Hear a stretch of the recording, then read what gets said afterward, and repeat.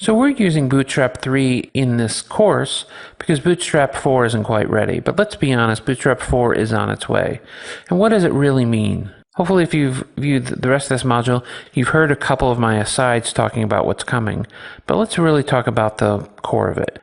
Bootstrap 4 is just entering alpha as I'm recording this course in September of 2015.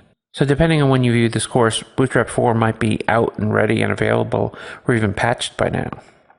Unlike the transition between Bootstrap 2 and 3, this is much more modest change.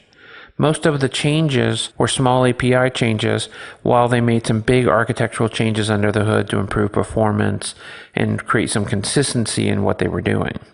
Nav bars, which we've shown you, are actually getting an important reworking and retooling, so they should be simpler to build when you start looking at Bootstrap 4.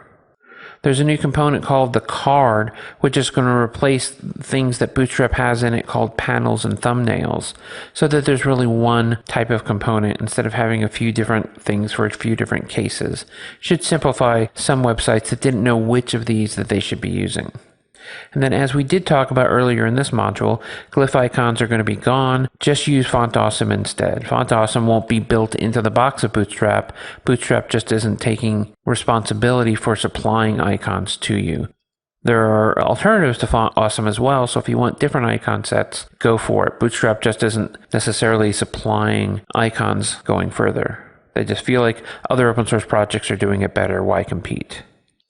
The last important thing here is that Bootstrap isn't going away. Again, unlike the transition between Bootstrap 2 and Bootstrap 3, they don't expect that many people are going to go to Bootstrap 4 immediately.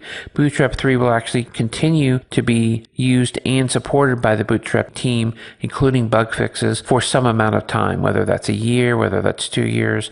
That hasn't really been explained, but they are saying that they are supporting Bootstrap 3 even when Bootstrap 4 has been released, so that everyone doesn't feel like on the day that it turns over, they have to immediately convert all their websites.